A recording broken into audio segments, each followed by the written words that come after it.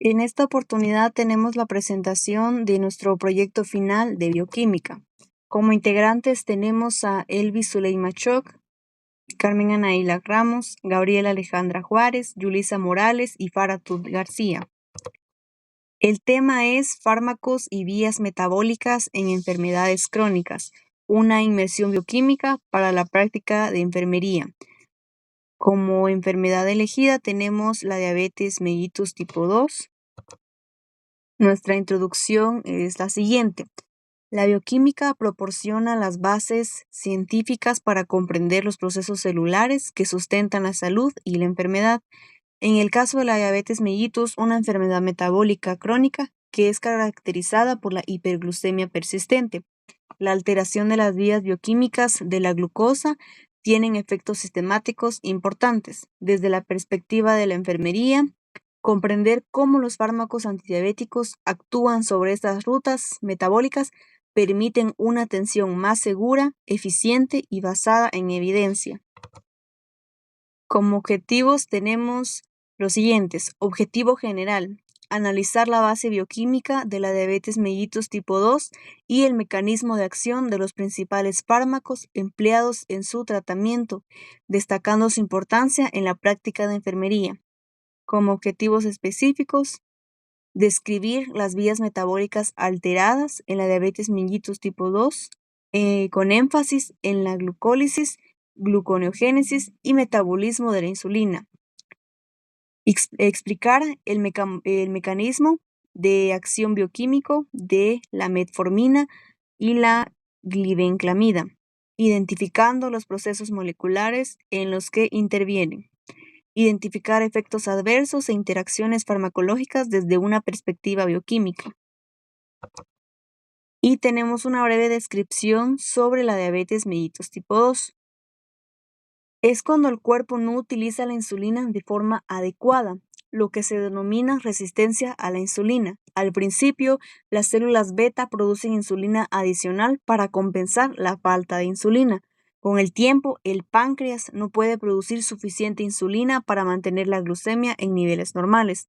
La diabetes mellitus tipo 2 se desarrolla con mayor frecuencia en adultos de mediana edad y mayores, pero actualmente está aumentando en personas jóvenes. Síntomas más comunes de la diabetes mellitus: orinar con frecuencia, sentir mucha sed, sentir mucha hambre, incluso cuando la persona está comiendo, fatiga extrema, visión borrosa, cortes o moretones que tardan en sanar, hormigueo, dolor o entumecimiento en las manos o los pies. A continuación tenemos los posibles fármacos, que está como la metformina, que será explicado a continuación por mi compañera. La metformina. La metformina es un fármaco del grupo de las diaguaninas ampliamente utilizado en el tratamiento de la diabetes mellitus tipo 2. Este mejora la sensibilidad del organismo y disminuye la producción de glucosa por el hígado. Sus principales sitios de acción son el hígado, que hace una acción hepática. Esto inhibe la gluconeogénesis hepática, que es la formación de glucosa a partir de sustancias como lactato o aminoácidos. Activa la enzima AMPK, que es la proteína quinasa activadora por AMP, que regula el metabolismo energético. Disminuye la producción de glucosa que pasa al torrente sanguíneo. Aumenta la oxidación de ácidos grasos y reduce la acumulación de grasa en el hígado. En el músculo esquelético. ¿Qué es lo que hace en el músculo esquelético? Aumenta la captación de glucosa por las células musculares, mejora la sensibilidad a la insulina, favorece el uso de glucosa como fuente de energía. A esto se le llama glucólisis. En el intestino, ¿qué hace en el intestino? Disminuye la absorción intestinal de glucosa, modifica positivamente la microbiota intestinal y mejora el metabolismo de la glucosa. Como resultado de esto tenemos la disminución de los niveles de glucosa en la sangre, mejora la sensibilidad a la insulina, favorece el metabolismo energético y de grasas y ayuda al control del peso corporal. Como rutas metabólicas de la metformina tenemos la gluconeogénesis, que su órgano principal es el hígado. Este efecto de la metformina lo que hace es Inhibe la formación de glucosa a partir del lactato, glicerol y aminoácidos, y como resultado fisiológico tiene la producción hepática de glucosa. La glucólisis. El órgano principal es el músculo e hígado. Esto lo que hace es aumenta el uso de glucosa como fuente de energía. Y como su resultado fisiológico tenemos el consumo de glucosa. La ruta metabólica de transporte de glucosa. Su órgano principal es el músculo y lo que hace es incrementar la translocación de glucosa hacia la membrana celular. Y como resultado tenemos la captación de glucosa por el músculo. Oxidación de ácidos grasos. Ácidos grasos. Su órgano principal es el hígado y el músculo. Lo que hace es estimula la utilización de lípidos como fuente de energía. Y como resultado tenemos la acumulación de grasa. La síntesis de lípidos y colesterol. Su órgano principal es el hígado. Lo que hace es inhibe la lipogénesis y la síntesis de colesterol.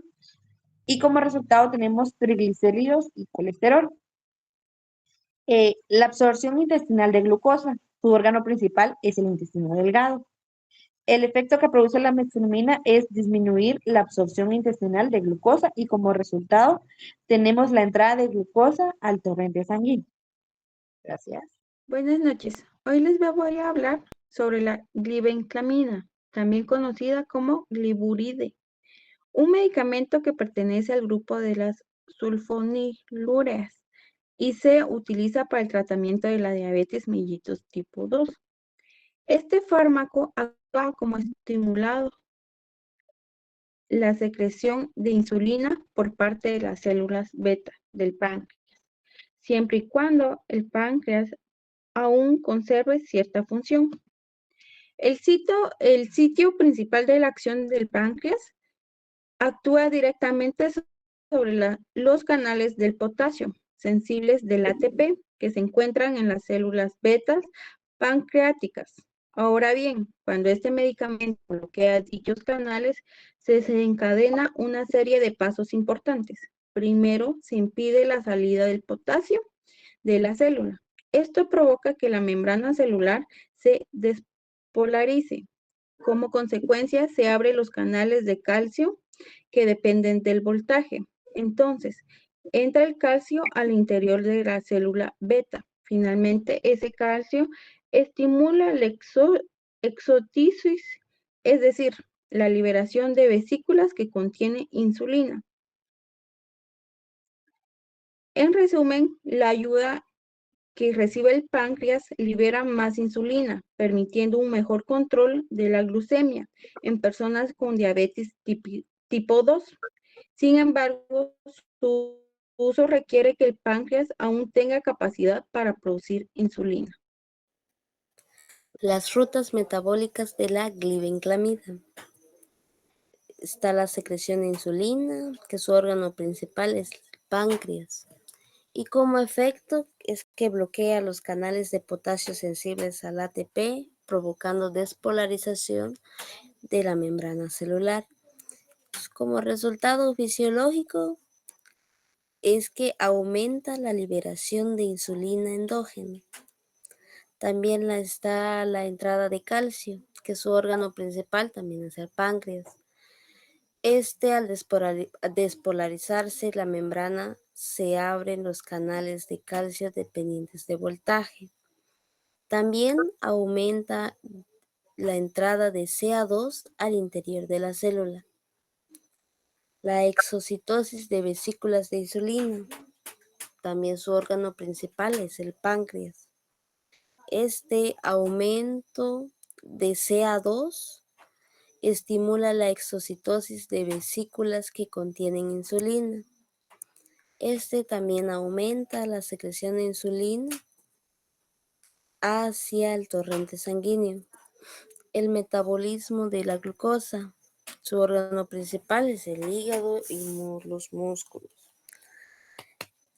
El aumento de insulina favorece la captación y utilización de la glucosa.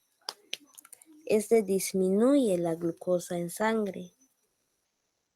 La homeostasis glucémica es el organismo en general.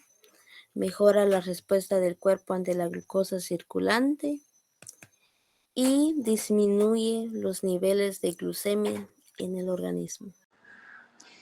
En conclusión, la compresión de las rutas bioquímicas alteradas en la diabetes mellitus y de los mecanismos moleculares de los fármacos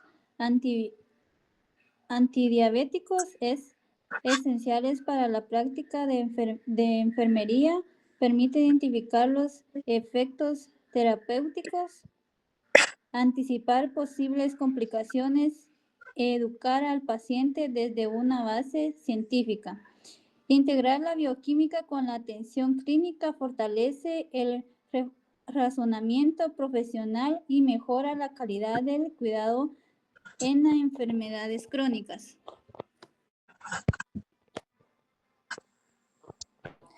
En resumen de todo lo que se habló sobre la diabetes mellitus tipo 2, es una enfermedad, sabemos que es una enfermedad crónica en el cuerpo, no utiliza bien la insulina o no produce la cantidad suficiente de insulina. La insulina es la hormona encargada de permitir que la glucosa entre las células para obtener más energía.